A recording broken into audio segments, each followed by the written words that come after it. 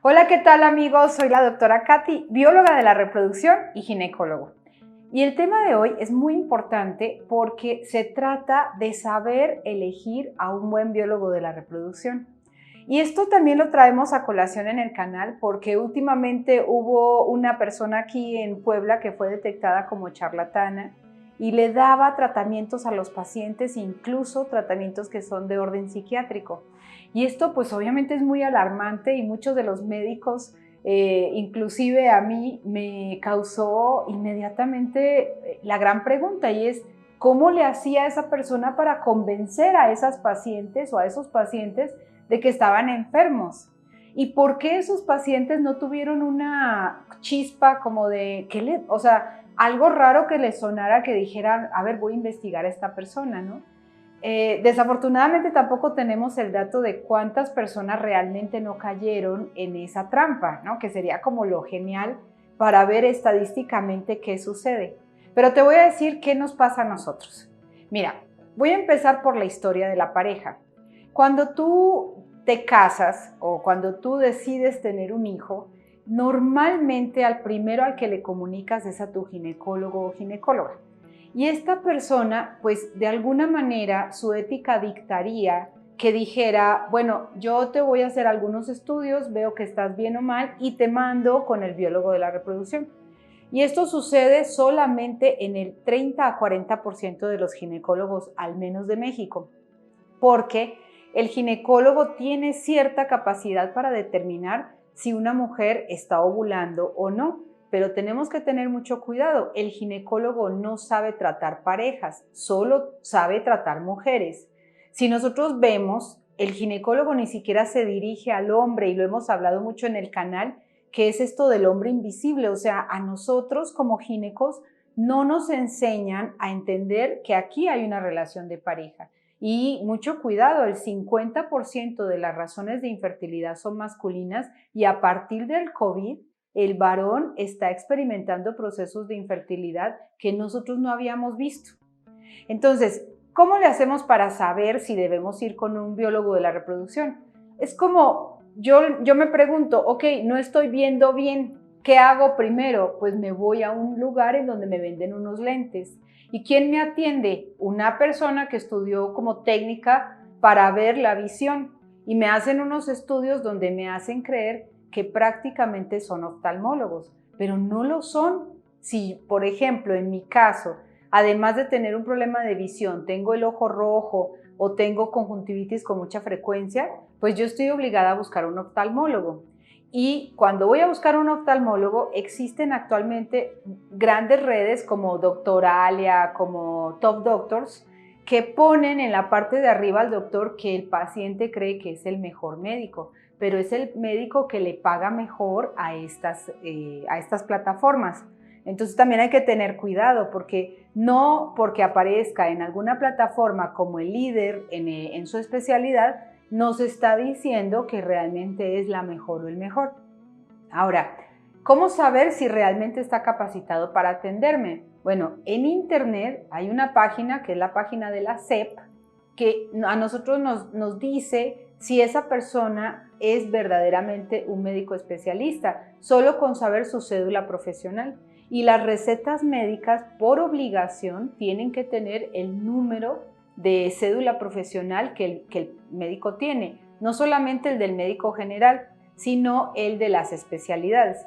Entonces hay muchos médicos que hacen una trampita. Esa trampita es que, por ejemplo, ponen doctora Catalina Villa y abajo dicen colposcopista, infertilidad, problemas de menopausia, o sea, todo lo relacionado con la mujer, adolescentes, todo. Bueno, eso es lo que dicen y realmente sí lo estudiamos, pero el ginecólogo lo estudia de una manera un poco superficial. El biólogo de la reproducción le dedica una maestría a la especialidad de biología de la reproducción, o sea, a la infertilidad como tal. Entonces, abandona la colposcopia, abandona otros problemas de la mujer, por ejemplo, la mama, no significa que no lo sabe manejar, y se especializa exclusivamente en anticoncepción, menopausia e infertilidad, porque son los temas endocrinos o hormonales que atañen a la mujer. Y no solamente ve a la mujer, también es capaz de diagnosticar al hombre. Con el hombre pasa lo mismo. El hombre no se siente, por ejemplo, en mi caso, para el hombre es muy difícil tenerme confianza, porque yo soy mujer, porque obviamente soy ginecóloga y el hombre pues me tiene que decir cosas que él considera que son muy íntimas y les da mucha vergüenza. Entonces, ellos a veces prefieren ir con el urólogo, pero hay que recordar que el urólogo tiene una base quirúrgica en su pensum académico y el urólogo lo único que va a hacer es decirle, la mayoría de las veces, desafortunadamente, hay que operarte de un varicocele y eso no es un problema de infertilidad actualmente. Lo fue cuando teníamos otros conceptos, pero actualmente ya eso es algo obsoleto. Entonces, ¿qué es lo que nos sucede a nosotros? Que nos llegan pacientes que llevan 1 o 2 años con un urólogo, con un ginecólogo y que han hecho ciclos. Es decir, menstruan, se toman su pastilla para ovular y el doctor les da el medicamento y como falla el tratamiento, vuelven con el doctor y el doctor no da el siguiente paso, que es pasar a un procedimiento que puede ser la evaluación del semen o puede ser incluso la inseminación uterina o puede ser ya brincar al in vitro, sino que el médico lo que hace es que recicla, o sea, vuelve a hacer el mismo proceso y vuelve a hacer el mismo proceso y llevan 4, 5, 6 fallas o 5, 7, 9 meses perdiendo el tiempo con ese ginecólogo y ninguno de los dos, ni la paciente ni el ginecólogo, tienen la capacidad o la fuerza de voluntad para decir, a ver, es que esto no está funcionando. Entonces, ¿cómo saber y cómo elegir al biólogo de la reproducción? Número 1, si yo estoy buscando mi bebé, ya sea en casa o con el apoyo de un ginecólogo, y llevo 3 ciclos sin lograr el embarazo, ya tienes que pasar al especialista. Es importante que lo elijas. Ahora viene la parte más complicada y ahora, ¿a dónde me voy cuando tengo una oferta mercadológica impresionante? O sea, solamente en la Ciudad de México en este momento hay de 21 a 24 clínicas que ofrecen servicios de reproducción asistida y en todo el país creo que llegamos a 80 clínicas. Imagínense lo difícil que debe ser para una paciente elegir si se va con la doctora Katy, que tiene un consultorio solito y pues ella no sé dónde trabaja o en qué clínica, o me voy con la clínica que tiene mayor capacidad publicitaria y me sale hasta en la sopa, o sea, busco en Facebook y me sale, y busco en Google y me sale, y entonces yo digo, no, pues tiene que ser muy buena. Y entonces aquí tienes que ser muy cuidadosa, o sea, es buena, pues tal vez sí, tal vez no, pero lo que sí es cierto es que le paga más dinero a las plataformas para estar en los primeros lugares, ¿ok? Ahora, ese dinero que paga también es un dinero que tú le pagas. ¿Por qué? Porque el ciclo de reproducción asistida en una clínica que tenga muchos clics en el Google, obviamente te va a salir más caro, ¿no? Y eso es importante que lo sepas. Entonces aquí hay 2 tipos de pacientes. La pareja que se dedica a hacer un coacheo de todas las clínicas, o sea, hace más o menos 3, 4, 5 citas y entonces conoce al médico, le preocupa que ese mismo médico lo siga tratando y hace clic con el médico y continúa el tratamiento con ellos. ¿Qué certeza te da? Por un lado, pues la solidez de que es una clínica y por otro lado, el hecho de que para que ese médico trabaje en esa clínica, obligadamente tiene que tener cédulas profesionales porque la COFEPRIS vigila mucho esos datos. Entonces sí te da la certeza de que estás trabajando con un médico que sí está certificado en biología de la reproducción. ¿Cuál es el problema o el negativo que yo, Catalina, observo en estas clínicas? Que se impersonaliza, o sea, dejas de ser una persona, un ser humano, para convertirte en un óvulo o en un espermatozoide al cual le van a dar o le van a hacer un ciclo de tratamiento. Y que las tasas de embarazo que ofrecen son tasas de embarazo globales, o sea, no son tus tasas de embarazo, son globales. O sea, si yo te ofrezco un 80%, puede ser un porcentaje que salió de una estadística de ellos del año pasado en pacientes que fueron a su clínica, ¿ok? No te están diciendo que con seguridad tú tienes un 80% de tasa de éxito, ¿ok? Ahora, la desventaja enorme de estas clínicas, por supuesto que son los costos y algunas informaciones que son no son engañosas, pero sí están ocultas. O sea, el paciente no alcanza a preguntar lo que no sabe. Entonces, no puede preguntar si me van a cobrar la congelación de los embriones cada año porque no sabe que eso se cobra.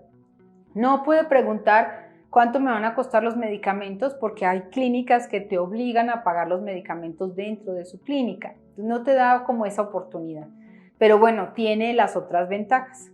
Ahora, estas clínicas tienen también una situación y es que muchas personas escriben comentarios en las clínicas, en sus Facebook o en sus páginas o en sus plataformas, y esos comentarios pues ustedes saben que pueden ser verdad o pueden ser manipulados por la misma clínica. Entonces ahí tenemos que tener mucho cuidado con esos comentarios, ¿ok? Y esas estrellitas que de repente, por ejemplo, Doctoralia o Top Doctors llega a poner, pero hay que tener cuidado porque la realidad es que eso se manipula, ¿ok? Ahora, ¿qué pasa con el médico que trabaja independiente como es mi caso? Bueno, el médico independiente tiene la ventaja de que no está presionado para alcanzar tasas de ventas, que es lo que les hacen a los médicos que están en clínicas. Esas tasas de venta, pues a veces terminamos haciendo a lo mejor un tratamiento muy acelerado cuando debimos haber mejorado ciertas situaciones, como por ejemplo el sobrepeso o el tema del alcohol o incluso temas psicológicos. Hay pacientes que les cuesta mucho más trabajo aceptar un in vitro o un ovodón que a otras, ¿no? Entonces yo pienso que ellas tienen la ventaja de vivir el proceso al lado de su médico, que eso es lo que les da la especialidad individualizada o la bióloga de la reproducción individualizada. La otra ventaja es que yo como médico puedo ir a la clínica que yo considere que está funcionando mejor o que yo considere, porque al final yo también voy a ser un cliente de esa clínica. Entonces, de algún modo te pones del lado del paciente y no del lado de la clínica, ¿sí? Y la otra ventaja es que se pueden manejar costos diferentes, puesto que aquí no se está cargando con esa carga mercadológica que la clínica tiene que pagar para mantenerse en los primeros lugares de las plataformas. Desde mi punto de vista, la infertilidad es un proceso que tiene mitad de un problema real, o sea, de un problema que tenemos en el útero, en los ovarios, en el semen, en el pene, ¿no? O sea, situaciones que son muy propias de las enfermedades del ser humano, y un 50% es una parte psicológica. Yo pienso que esa parte psicológica en las clínicas se las dejan a los psicólogos y yo creo que puede ser una muy buena opción, pero por lo menos desde mi punto de vista, el tratamiento personal, la comunicación afectiva, el tener un WhatsApp donde se puedan estar comunicando, el hecho de que seas un médico para ellos, o sea, no 5 médicos para el proceso, te da como esa oportunidad de vivir el proceso lo más saludable posible, porque en verdad es un proceso que es muy estresante. Hay que tener mucho cuidado con esos procesos en donde falla el tratamiento y el médico no da una explicación, y eso creo que nos pasa a todos, pero también es un trabajo en equipo. Yo le explico mucho a las pacientes que para el médico biólogo de la reproducción es muy difícil manejar el fracaso o la pérdida, porque somos los únicos especialistas que nos califican, nos dan un positivo o un negativo al final de nuestro tratamiento. Y si no estamos listos para enfrentar ese negativo con nuestros pacientes, podemos tener como actitudes de abandono. Pero es muy importante que al ver el trabajo del médico en la falla del tratamiento, tú te vas a dar cuenta si tiene experiencia, si es capaz de resolverlo contigo, incluso la parte económica, si hace una propuesta que comprenda que el paciente pues ha vivido un proceso de gasto. Eso para mí es un buen biólogo de la reproducción. Hay también grupos de pacientes que solamente están buscando como un tratamiento que les dé un hijo, pero no tiene tanto rollo, o sea, son más simples. Y esos pacientes yo pienso que están bien para las clínicas grandes, pero si tú que me estás viendo, estás en un proceso, te está costando trabajo, llevas mucho rato con tu ginecólogo, hay una falla tras otra, te da miedo ir con un biólogo de la reproducción porque piensas que son muy caros, por eso también es otro prejuicio, lo primero que tienes que hacer es decidir hacia cuál ruta te vas a ir, como a una ruta más tecnológica, más tecnocrática o hacia una ruta más individualizada. Y también entender que, bueno, finalmente nosotros vivimos de esto, pero no tenemos que abusar, o sea, el trabajo llega y a veces en las clínicas sale demasiado costoso desde mi punto de vista. Y lo otro es que nunca te metas a un consultorio de un médico sin haber revisado su cédula profesional. Es algo supremamente importante. Desafortunadamente la COFEPRIS no abarca esa vigilancia porque a veces el paciente cree que sí nos vigilan mucho, sí lo hacen, pero cuando ya estamos como en un nivel publicitario o algo así, pero cuando somos un médico que apenas está poniendo su consultorio o está en un pueblo, por ejemplo, esos médicos no reciben como tanta supervisión de la COFEPRIS. También hay que tener cuidado cuando el médico habla de si estudió en el extranjero, o sea, si realmente hizo esos protocolos de estudio, porque son bastante difíciles. Accesar a una educación en otro lugar y sobre todo del área médica es algo muy complejo porque al país extranjero le preocupa que el médico cometa errores que obviamente le afecten a la vida de los pacientes. Entonces, con esto, pues yo creo que hago un resumen completo de qué debo hacer para elegir un buen biólogo de la reproducción. Y pues yo creo que lo más importante es que tú te conozcas como mujer, que conozcas bien a tu pareja y que juntos hagan el proceso. Y que el proceso no los separe, que el proceso busque que ustedes alcancen su objetivo a pesar de costos, a pesar de malos momentos, a pesar de a lo mejor tiempos de espera, a pesar de situaciones incómodas como el tema de la masturbación, a pesar de todo, que el proceso sea llevado de la mano y que tú te sientas cómoda junto con tu pareja viviendo este proceso. Porque acuérdate que el proceso termina en una bienvenida y esa bienvenida es tu bebé y es la creación de tu familia. Entonces yo le daría mucha importancia al inicio del proceso y poca importancia a lo difícil, pero si mi clínica o mi médico me lo está haciendo más complejo o me lo está haciendo más doloroso, vámonos de ahí, o sea, tú toma la decisión, no nosotros. Es por eso que pues yo te invito a que nos sigas viendo, a que le des like, ¿no? A que toques la campanita, te suscribas, porque aquí estamos para acompañarte. Yo soy la doctora Katy, bióloga de la reproducción.